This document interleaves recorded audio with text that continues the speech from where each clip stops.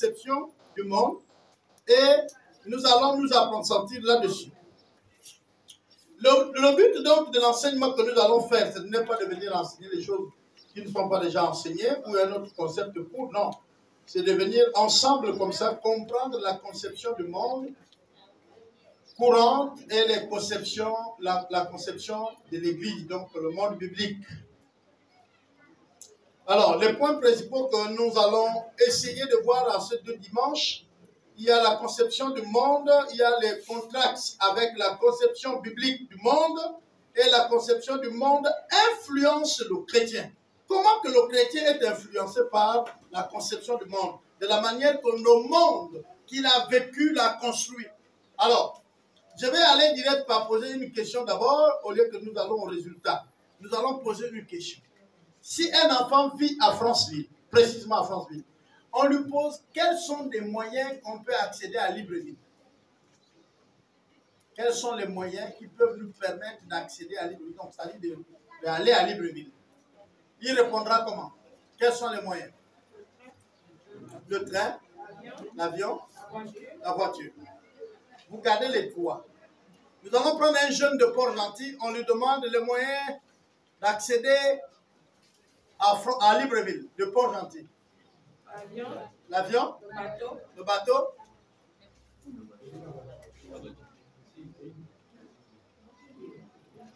Vous êtes divisé? Voiture ou pas?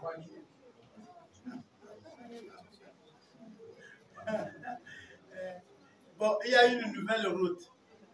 C'est la nouvelle route qu'Ali a fait. Voilà, c'est la route d'Ombuela. Voilà, mais elle n'est pas totalement finie. Ils sont en train de finir avec ça. Mais pour le moment, l'enfant de Port-Gentil ne vous parlera pas de la route. On va prendre un enfant d'Oyem. Vous lui donnez comment arriver à Libreville?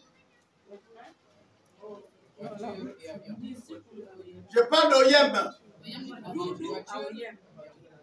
Il dira voiture et l'avion. On est d'accord? On va parler de quelqu'un de Lambaréné.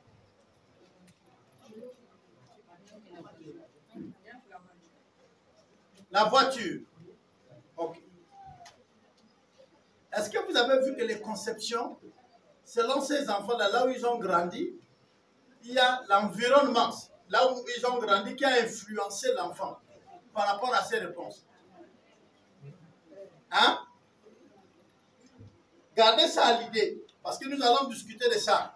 Parfois, on nous dit, là où nous avons grandi ne nous a pas influencé. Mais tout à l'heure, vous allez voir, on va aller rechercher et sortir les traits de là où vous avez grandi. Et vous allez voir comment que ça agit sur votre croyance en Jésus-Christ. Vous allez voir ça.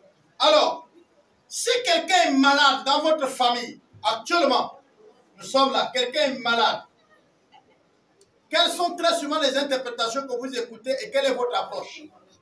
Moi, je voudrais écouter votre approche et vous me faites connaître aussi les approches des autres. Peut-être tu as entendu quelqu'un parler. Donc, quelqu'un est malade et puis il y a les autres qui viennent. Vous avez un groupe qui dit qu'on fait quoi de lui, le malade?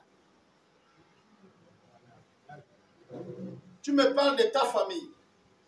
Quand ils vont arriver, elle va dire on l'amène où? Oui. Donc, selon vous, non, il est malade, il est grave. Et donc, selon vous, tout le monde l'amènera à l'hôpital.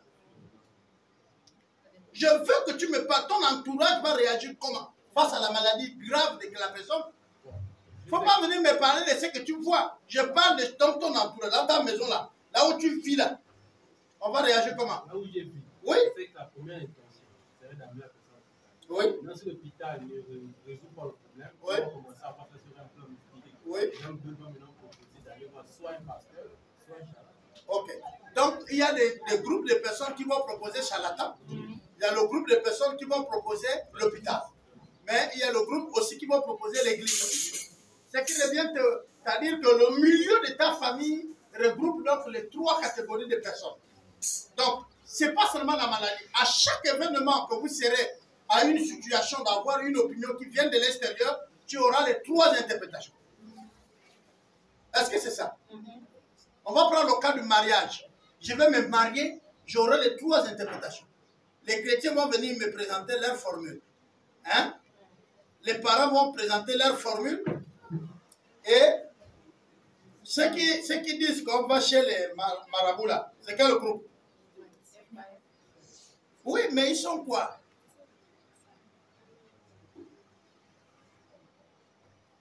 On va aller voir chez l'Onganga. Quand on dit on va chez l'Onganga, l'origine de la maladie peut être quoi? Mystique. On est d'accord? Ceux qui vont pour consulter le mystique, on les appelle comment? Non, les animistes. Voilà. On va arriver et vous allez comprendre comment que le monde est conçu. Comment que les choses sont interprétées. C'est pourquoi quand vous êtes dans un milieu où, par exemple, je dors dans ma maison. Le matin, je me réveille, j'ai une maison clôturée. Mais le matin, quand je me réveille à ma terrasse, je trouve qu'il y a du sang. Il y a du sang, hein? Il y a le sang. Mais je ne vois pas qui est blessé, l'origine du sang. Alors, je voudrais avoir les interprétations. Oui, pour ma fille là-bas, c'est quoi? Qu'est-ce qui a fait ça? Il y a du sang à ma terrasse comme ça sur mes carreaux. C'est une personne qui confesse, qui s'est blessée. Ok, donc Dieu lui a frappé peut-être la machette. Il s'est blessé. Dieu est venu prendre ma part. Là, tu remercies le Seigneur que merci pour ton épée. Tu l'as coupé. Oh, la parole de Dieu, l'épée. Eh non? L'autre va interpréter quoi? Je fais un autre. Généralement, il y a des gens qui vont interpréter ça comme un sacrifice. On veut tuer. Donc, les chrétiens vont commencer à prier, à mentir ça.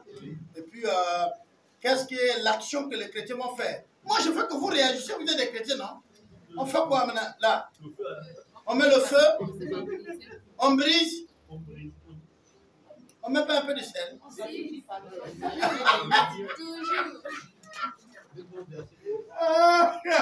On met un peu de sel, hein, non? Mais vous êtes des fétichistes. Vous mettez le sel. Vous mettez l'huile l'onction. Vous prenez l'huile, vous versez dedans. Vous prenez le sel, vous mettez dedans. Vous avez le verset biblique qui soutient ça? Non, les passages bibliques ici qui soutiennent que vous devez verser le sel ou l'huile. Est-ce que vous avez ça? Quand vous n'avez pas ça, ça s'appelle le fétichisme chrétien. Quand il n'y a pas un verset biblique qui peut soutenir ce que vous êtes en train de faire, vous êtes en train de faire le fétichisme. Mais même si c'est chrétien, c'est le fétichisme chrétien. Les histoires où on verse l'huile partout là, c'est le fétichisme chrétien. Voilà. On dit que maintenant, il y a un hôtel de sacrifice, vous venez vous donner votre dîme là, dessus là, hein, pour faire votre sacrifice. Vous avez un verset qui soutient ça. Dans l'Ancien Testament, on donnait l'offrande. C'était une image des choses à venir, de Christ qui devait mourir sur la croix. Et même quand l'offrande était donnée, il faut lire, il faut faire la lecture jusqu'à la fin. Après que la bête était sacrifiée, il y a une partie qu'on donnait à Dieu, on la brûlait. Il y a une partie qui revenait au sacrificateur. Mais il y a une partie qui revenait à qui? À celui qui a amené l'offrande. Parce que quand vous posez votre offrande sur l'autel, là, on te rend la monnaie. Donc, on va aller doucement. Parce que je vous ai dit que c'est l'enseignement. Mon ami. Oh, tu es fatigué? Mais donc, chez nous, mets-toi bien. Toi et moi, là. Alors, on va voir les conceptions du monde. La première conception que nous allons voir,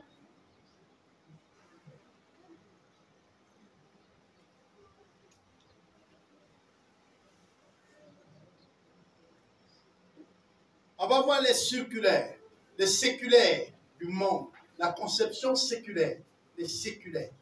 Alors, eux, ils disent quoi? Pour eux, le monde physique et le royaume humain sont contrôlés par les lois naturelles qui peuvent être établies par un Dieu créateur, mais qui aujourd'hui fonctionne sans aucune implication d'une force surnaturelle. Est-ce que vous commencez à trouver les gens là? Les séculaires, c'est les quoi? c'est la plupart des personnes qui ont fait l'école. Les séculaires sont ceux qui ont fait l'école. Et ils disent, si tu es malade, c'est les microbes. La cause ne peut pas être une autre. Il faut faire des analyses. Forcément, il y a un microbe. Ou il y a, on va dire quoi? Il y a des globules qui ne veulent plus respecter les autres. Ou alors, il y a, quand on parle du cancer, c'est des cellules qui se sont rebellées.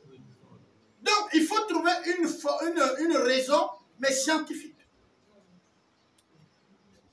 Donc, si lui, il vient et qu'il voit un enfant malade, il voit un membre de la famille malade, il est prêt à mettre la main dans la poche, à sortir son argent pour vous demander d'amener l'enfant là où? Ou la personne qui est malade où? À l'hôpital. Sa position sur l'hôpital. Ça, c'est les séculaires. Les séculaires, c'est la science. Il dit, il y a Dieu. Le Dieu est créateur, oui, c'est Dieu qui a créé tout ça. Mais ce n'est plus Dieu qui est au contrôle. La science va nous démontrer beaucoup de choses. Même si on voit que la science démontre certaines choses qui sont vraies, mais la science aussi se trompe avec les autres. Et donc, le monde est interprété aussi de voie quoi? Scientifique. On les appelle les séculaires.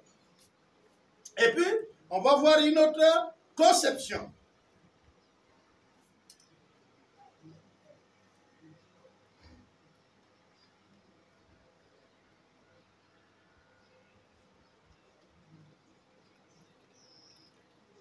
On a la conception animiste.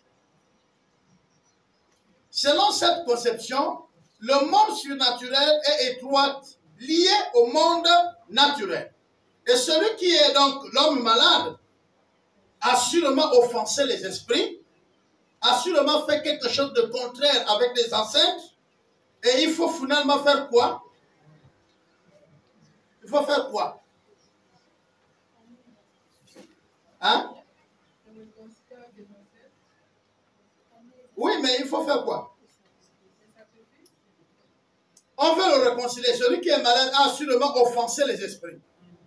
Il a sûrement fait quelque chose qui lui est rentré en conflit. Et ceux-là, le groupe que je parle là, les animistes, c'est les Africains. C'est nous. Et vous allez voir que ça influence beaucoup dans l'Église. Dans l'Église, on amène toutes les situations que nous vivons autour de quoi? Des esprits. Un paresseux, on va dire qu'il a l'esprit de la paresse. On lui dit pas, mon frère, fais un effort, tu es paresseux. On va lui dire, c'est un esprit qui lui anime. Comme pour excuser sa paresse. Quelqu'un est malade, on va lui dire qu'il a offensé les esprits. Il faut faire des sacrifices. Il faut demander pardon aux esprits. On peut aller en forêt, au bord des eaux. Non, on dit non, tu fais les choses ici, ça ne réussit pas. L'emploi, il n'y a pas. On va aller te laver le corps. Assurément, il y a un esprit qui t'a collé. Je ne sais pas si vous comprenez. Et mais c'est venu dans l'église. C'est venu dans l'église. C'est pourquoi vous voyez la plupart des pasteurs, ils sont là en train de vous dire, il faut que tu sois délivré des femmes de nuit. Mais je vais vous dire une chose. Quand on parle de femmes de nuit et de maris de nuit, un homme naturel, normal, selon même la science, quand il a atteint un certain âge de la puberté, il y a ce qu'on appelle les émissions nuit. C'est quoi? Il va faire un rêve qui lui permet, par exemple, pour un homme, vous m'excusez, d'évacuer les spermatozoïdes qu'il a, les spermes qu'il a. Comme une femme. Pourquoi? Parce que le corps a un mécanisme de permettre l'évacuation pour qu'il continue à vivre sainement. Comme vous allez voir chez la femme, bien qu'elle n'a pas encore un mari, mais elle voit ses règles, si vous me permettez le mot. Est-ce que vous comprenez? Ça le permet d'évacuer. Et donc, chez l'homme aussi, ça peut lui aller. Ce n'est pas que c'est la femme de nuit qui est venue le voir. Mais comme il a fait un rêve où il s'est retrouvé, il est mouillé, il doit venir voir le pasteur. Pasteur, je suis attaqué. Il y a une femme de nuit qui vient me voir. Et puis le pasteur fait quoi? Reçois. Frère, pour que tu sois délivré de la femme de nuit ou du mari de nuit, offrande. Où on va te programmer la délivrance. Ici, il n'est pas question de dire que ces esprits ne vivent pas, ils n'existent pas. Mais nous avons tout collé aux esprits. C'est pas normal. On dit qu'il y a les esprits des eaux, les esprits de forêt. Mais c'est comme si on a oublié que le diable n'est pas descendu avec tous les anges. Il est descendu avec le quart, le tiers plutôt. Et selon ce qui est écrit, et même par mes parents au village qui n'ont même pas étudié la science ou qui n'ont pas fait la lecture, ils savent que la mort vient du village. Vous savez, ça veut dire ça. Ça veut dire que quand nous, on part par exemple en forêt parler aux esprits, les esprits là ne sont pas dans la forêt, ils partent du village avec nous. Donc, le démon, le monde des ténèbres, l'objectif qu'ils ont, c'est de posséder le corps, afin d'amener plus de hommes en enfer. On est d'accord? Donc, le diable va d'abord prendre ces esprits-là, il les laisse à l'eau. Il laisse les autres dans la forêt où même personne ne part. Pendant qu'il y a les hommes à posséder qui sont plus nombreux sur la terre aujourd'hui. Vous voyez la situation de la folie. Vous allez voir qu'il y a les gens qui font des folies périodiquement. Ils ont les mois. Mais parce que le même esprit qui nous rend fou là, c'est le même qui embête là, qui embête là, qui embête là. Et donc il a son mois de distribution. Nous on vous le dit parce que quand on fait la délivrance, parfois vous interrogez, l'esprit n'est pas là. Vous le convoquez. Vous le convoquez, il vient. Et quand il vient, vous lui donnez l'ordre de ne plus jamais revenir dans ce corps. Et vous le mettez dehors. Parce qu'il faut faire ce mouvement. Sinon, il est dehors, vous allez dire non, il n'y a pas eu les esprits. Et quand la période va arriver, il va venir. C'est bon? Nous parlons là du combat spirituel. Donc, pour les esprits de guerre, les esprits de nos grands-parents, non, tes grands-parents ont fait des contrats avec les anciens, avec les esprits. Ces contrats-là, c'est des alliances. Ils ne sont pas vos esprits. Ils sont allés consulter un certain nombre d'esprits pour pouvoir faire certaines alliances, pour bénéficier à certaines choses. Est-ce que vous comprenez? Et si c'est des alliances de sang, et je vais vous dire aujourd'hui une chose, même sans que vous ne passez par la délivrance qui est faite par un homme qui le chasse, quand vous donnez votre vie en Christ et que vous appartenez en Christ, il y a une chose qui met fin à certaines choses. Vous savez c'est quoi? Le baptême des eaux. Qui est un témoignage au monde du ciel, au monde de la terre et aux humains que désormais j'appartiens à Christ. Et par la Sainte Seine, tu dis maintenant, je fais part du sang de Christ et je fais part du corps de Christ. Aucun esprit ne peut posséder ce corps. Et donc, même les esprits impurs qui avaient accès à vous par les liens de sang qui étaient conçus par vos parents, s'arrêtent parce que le sang désormais que tu as fait alliance, qui est une alliance éternelle, est le sang de Christ. Et à chaque fois que tu t'attables à la Sainte Seine, tu renouvelles ou tu rappelles la nécessité de cette alliance. Et s'il y a les gens qui connaissent les symboles, ou encore ce qui est symbolique dans le monde spirituel, c'est les démons. Les plus désordonnés, c'est les hommes qui les servent. Mais les démons eux-mêmes, ils connaissent le spirituel et ils le respectent. Donc les animistes, c'est nous. Les esprits des eaux, et il faut même dire des eaux, de l'eau douce, de l'eau salée, les esprits de bois, de forêt, de montagne. Oui, les gens vont faire des sacrifices, les gens vont là-bas, les gens vont se baigner. C'est vrai, il y a des sirènes, les mamiwata, c'est les esprits des eaux. Et l'un des grands esprits des airs, il y a Marie, Sainte Rita. Mais il faut que vous compreniez que on ne doit pas tout amener à eux. Parfois, notre paresse nous rend pauvres. Notre manque de discipline nous rend pauvres. Parfois, nous attribuons la victoire à celui qui ne mérite pas. J'ai dit aux autres qui étaient au premier service, j'ai dit on fait des calculs simples. Nous avons 365 jours de l'année. Si vous économisez 1000 francs par jour, vous aurez 3 millions. Combien? 565. En économisant 1000 francs. Donc celui qui dit oh, je ne suis pas riche, et tout, mais qui dépense quand même 1000 francs le jour, il dépense les millions l'année pour manger. Donc c'est un manque de discipline qui fait qu'en réalité, nous nous estimons pauvres. C'est un manque de discipline. environs là, ils ont fait une certaine discipline. Vous allez voir quelqu'un, il est payé en millions, mais il n'arrive pas à construire. C'est le manque de discipline, c'est le manque de vision, de défis. Vous ne pouvez pas obtenir quelque chose si vous ne faites pas un certain minimum de sacrifice. Mais le sacrifice qu'on vous demande, ce n'est pas quelqu'un qu'on tue. On se prive pour certaines choses. Par exemple, mon frère a des enfants de bas âge. Ils se projettent. Un jour, ils vont avoir le bac, n'est-ce pas, non? Ils ne vont pas manquer de quelque chose. J'achète un terrain. J'ai investi les studios, même en étage, de 3 groupes. Chambre, salon, ici. Même à Franceville. Je peux être n'importe où. Les gens vont louer, ils vont envoyer. Il y a les RTL. Est-ce que vous comprenez ce que je dis? Ça pourra payer les études de mes enfants. Pour le moment, les enfants ne le coûtent pas très cher.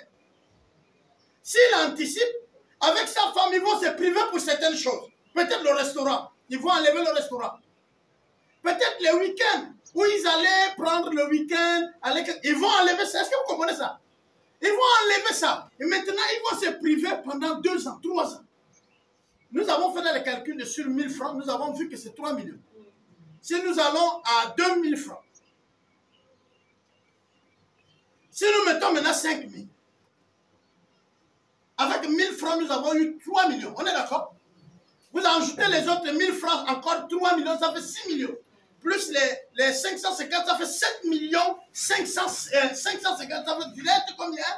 Ça fait 8 millions. Vous ajoutez le 3000.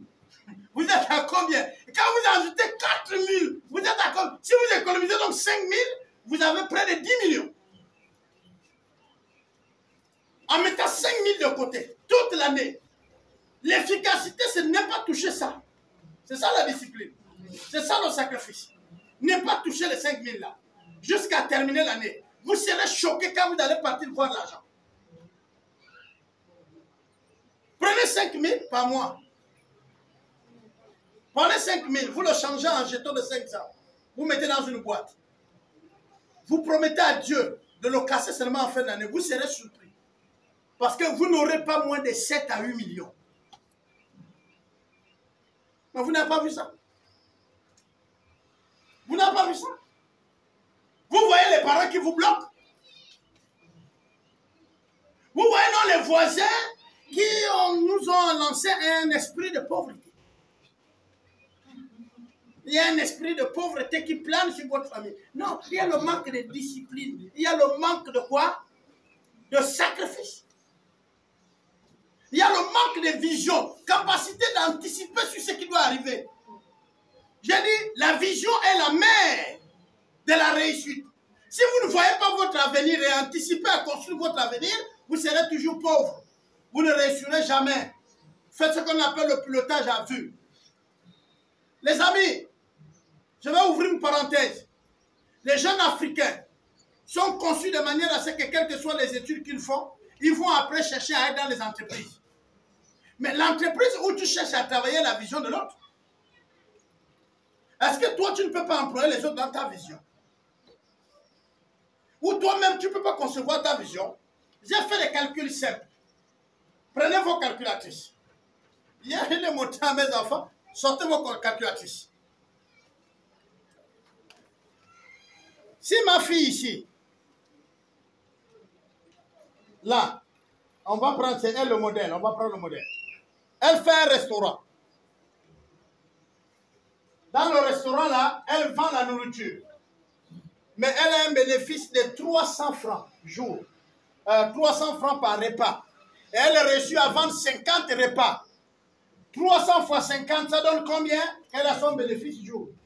Ça donne 15 000. Vous faites les 15 000 fois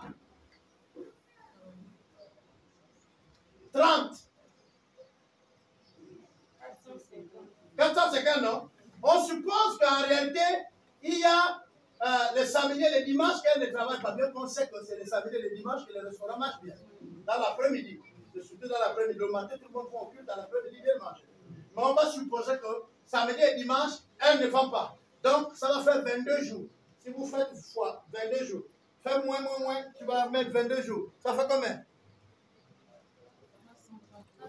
Hein? Ce que je parle ici, c'est 300 francs que tu tires profit sur un plat. Et tu vends seulement 50 plats. Est-ce que tu vois le bénéfice que ça donne le mois? Maintenant, fais ça fois le nombre de jours de l'année. Vous qui ne voyez pas l'argent. Vous ne voyez pas l'argent. Vous ne voyez pas l'argent. Moi, je n'ai pas besoin d'aller travailler à Sokoba. Papa, combien tu fais? Oui, tu fais ça fois 12. Ça, c'est le bénéfice. Le bénéfice, c'est quoi? C'est-à-dire, c'est ce que je tire profit. Je cache seulement, tu vois ça sur chaque repas. C'est-à-dire, je fais mon restaurant et je vends le plat à 1500 ou je vends le plat à 2000 ou je vends à 2500. Mais là, à l'intérieur du plat, j'enlève 300 que je mets de côté à chaque fois que je vends un plat. Et là, tu es parti sur la base de 50 plats seulement. Or, un objectif de 50 plats, vous pouvez le faire. Maintenant, imagine que c'est sur les 2500, tu as un profit de 500. Tu as un profit de 500. Tu vas trouver combien? Et donc, quand vous voyez mes amis, là, on fait les cafettes. Ils sont là, le dos tourné. Vous dites que lui, là, il souffre, n'est-ce pas? Celui qui souffre, c'est nous. Ce n'est pas eux. Vous n'avez rien compris. L'argent n'est pas dans les entreprises. L'argent est hors des entreprises. Tous ceux qui sont en entreprise sortent l'argent. C'est-à-dire, ils les prennent par les salaires. Maintenant, quand l'argent est sorti de l'entreprise, on vit. Je ne sais pas si vous comprenez. On vit. Et donc, l'argent est dans la vie courante.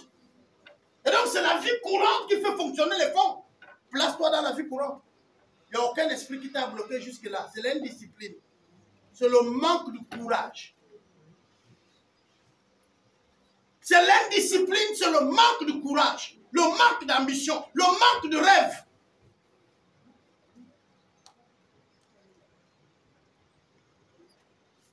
On peut voir les autres.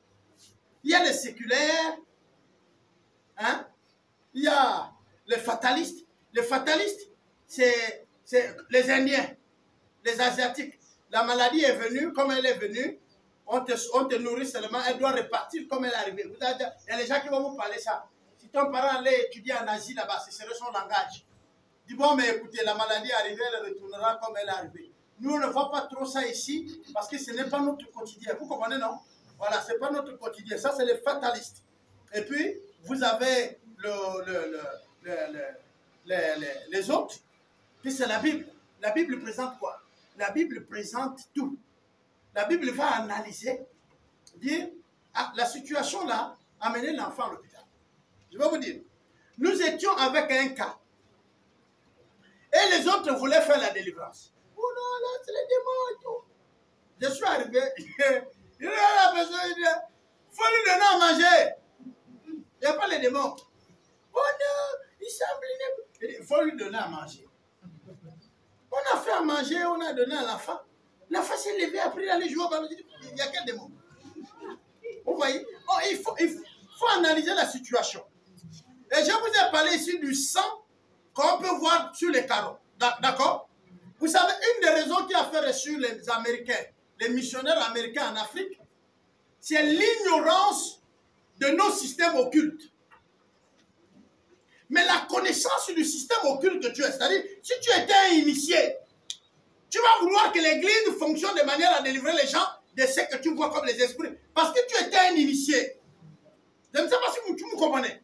Tu étais un initié, tu connais comment le monde fonctionne dans le monde des esprits, comment on bloque les gens. Et tu vas vouloir qu'on fait la délivrance à tout le monde. Non. Et qu'il y a les esprits, tout le monde. Non. Quand l'église a un responsable et que le responsable a été un ancien initié, il va vouloir faire la délivrance à tout le monde. Quand il ignore ça, il va faire connaissance par rapport à ce que la Bible lui dit, par rapport à ce qu'on a enseigné. Nous sommes faits de ce qu'on voit, de ce qu'on entend et de ce qu'on touche. Je ne sais pas si on se comprend. Alors,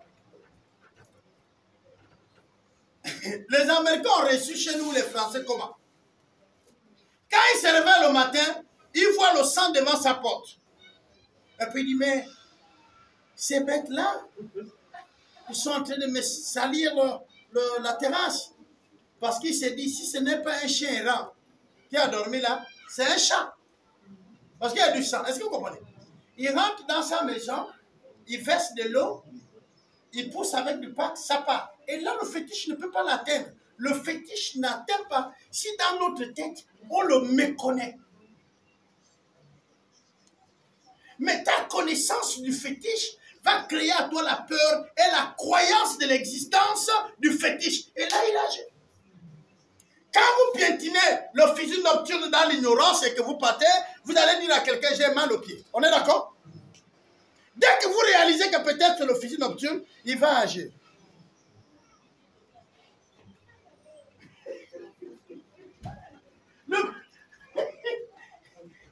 Il se nourrit de l'énergie que vous le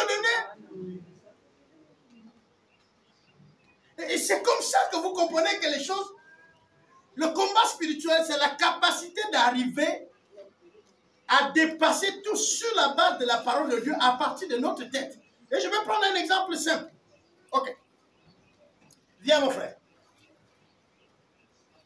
Regardez bien. Ça c'est mon fils. Mon fils là, il fait les études. À un moment donné, moi j'ai confiance à mon fils. Mais moi la mère, je sais que dans le quartier là, le père plutôt, je sais que dans le quartier là, j'ai beaucoup d'ennemis. Écoutez bien, est-ce que vous comprenez ça?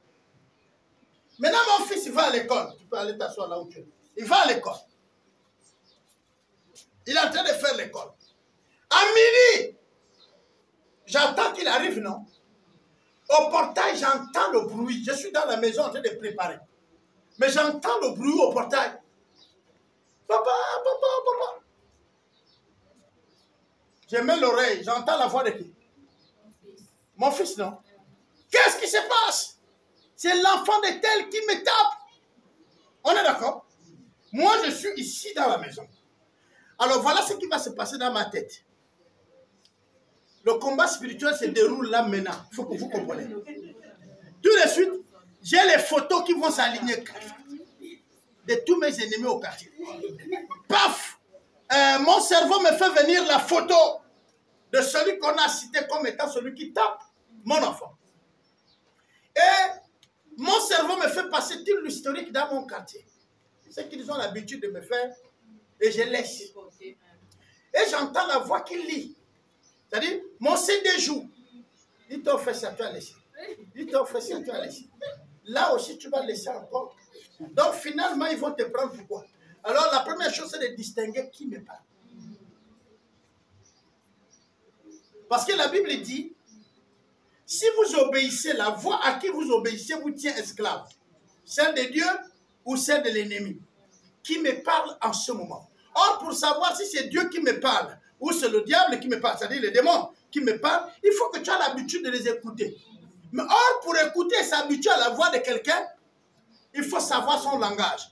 Quant à Dieu, il faut lire et savoir comment Dieu conjugue ses phrases. Si ce n'est pas, tu n'as pas l'habitude de lire la Bible, tu serais difficile de distinguer qui te parle. Parce que tu vas mettre tout le monde au même pied.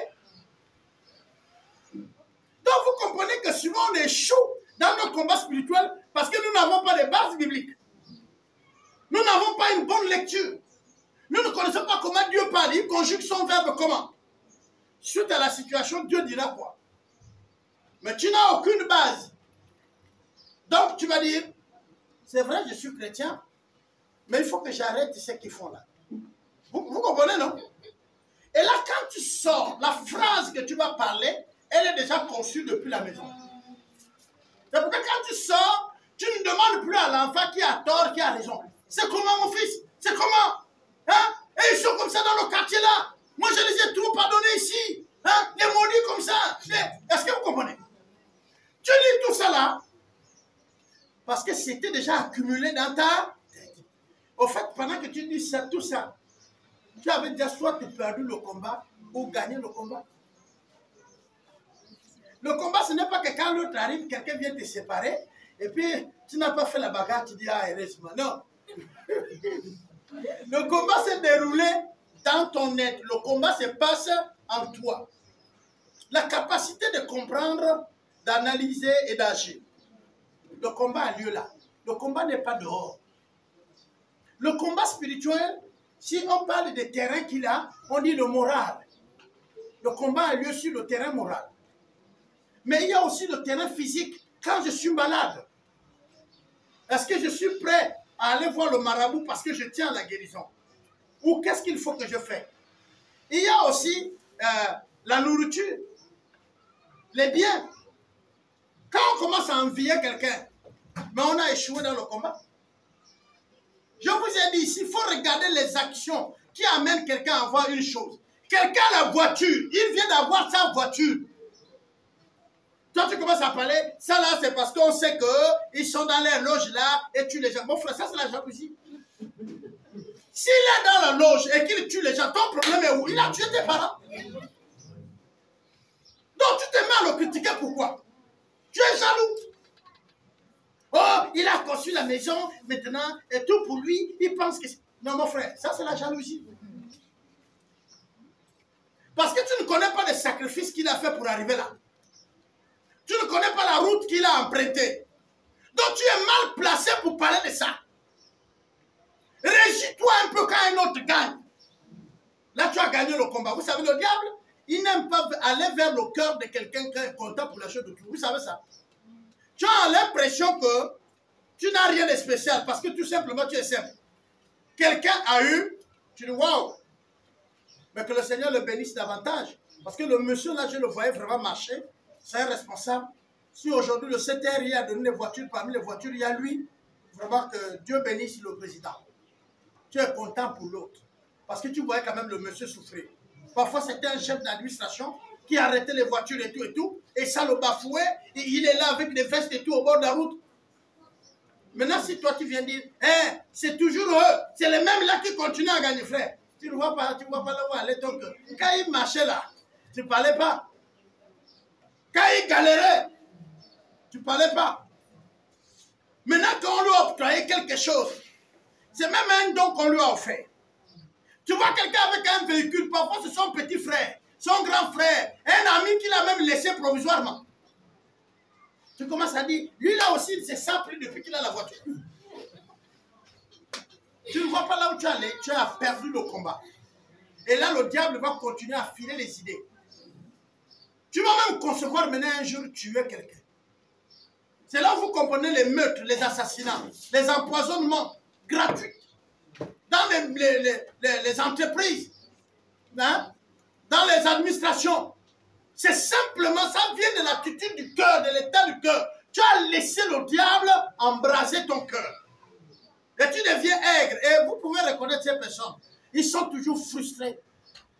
Leur visage n'est jamais content.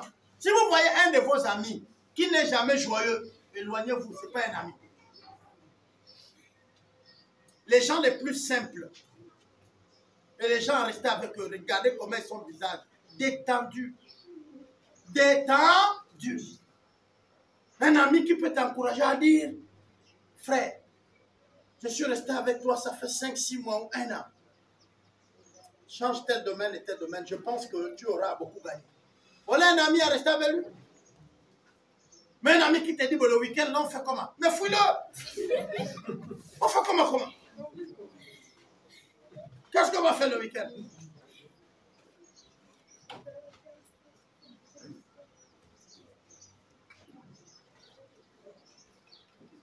Les Blancs ont reçu à cause de ça. Alors, il faut aller doucement. La deuxième partie, nous allons voir un peu le reste de choses. Mais la Bible nous montre en Genèse 1.1 que c'est Dieu qui a créé toutes choses.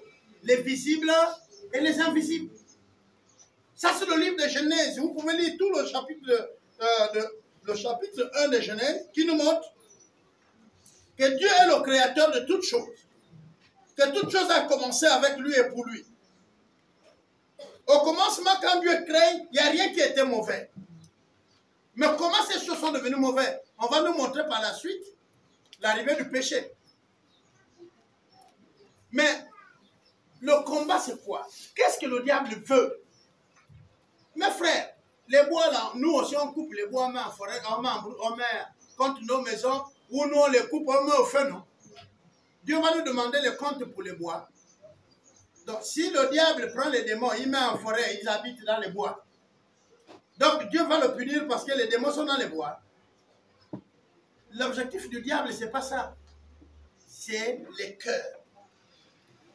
ne faut pas que vous vous trompez. Il n'y a pas les démons en forêt. Si tu pars dans la forêt, tu invoques les démons, ils vont venir. Mais ils n'habitent pas là-bas. Tu vas sur la montagne, tu habites, invoques le démon, il va venir. Mais il n'habite pas là-bas. Le travail qu'ils sont en train de faire acharnement, c'est de capter plus des hommes pour l'enfer. Leur objectif, c'est d'amener la créature que Dieu aime aller en enfer comme lui. L'enfer a été créé pour le diable et non pour les humains. Le diable, c'était un ange de lumière, un ange de gloire. Quand il perd sa position, il se rend compte que lui qui était créé avec des pierres précieuses, c'est dans l'Apocalypse si on arrivait, il se retrouve sur la terre, sur les ordres d'un être créé par la terre. Ce que vous ne comprenez pas. Dieu n'a pas envoyé le démon, les démons et l'ange sur la terre pour qu'il domine sur l'homme. L'homme, quand Dieu finit de le créer dans le livre, c'est pourquoi il faut lire le Genèse, hein, il lui donne l'autorité. Il donne à l'homme l'autorité. Il dit règne, assujettit toute la terre. C'est pourquoi l'homme va donner les noms. Et donc l'homme est établi comme maître de la terre. Donc quand Dieu envoie le diable sur la terre, c'est pour l'humilier afin qu'il soit commandé par l'homme. L'homme est le patron de la terre. C'est pourquoi vous allez voir quand le diable vient pour tenter Jésus. Il dit, prosterne-toi, je vais t'établir sur tous ces royaumes qui m'ont été donnés. Pourquoi il dit m'ont été donnés? Parce que c'est l'homme qui a donné l'autorité au diable. En se soumettant au diable. Je vais prendre un exemple encore simple. J'ai ma petite fille ici, là devant. Elle est en train de manger à table. Il y a son père, il y a sa mère, il y a ses tantes, il y a tout le monde. On mange à table, ok? La plus petite, il dit, s'il te plaît, papa, donne-moi de l'eau. Vous lui donnez l'eau ou vous refusez? Vous donnez l'eau, non? Au moment où vous donnez l'eau, vous êtes sur l'ordre de qui? De l'enfant, non? Vous êtes donc aux ordres de qui? Vous vous êtes soumis à la demande de qui? C'est pourquoi on dit celui que vous obéissez est votre maître. Tout en longueur de journée, chaque jour de vos vies, les informations qui passent dans votre tête, la manière de fonctionner, vous obéissez à qui? À Dieu ou au diable? Vous obéissez aux autres hommes. Quand quelqu'un vient te faire une suggestion, quelqu'un vient même te conseiller, et que tu agis selon son conseil, ce n'est pas ton conseil. Tu agis sur son ordre. Pour que ça ne soit pas son conseil, il faudrait que toi-même tu réanalyses. Tu tombes d'accord et tu vois ce que tu insères dans l'idée qu'il t'a donnée. Pour que ça soit pour toi. Mais si tu agis conformément à ce qu'il t'a dit, tu agis sur l'ordre de celui qui a donné.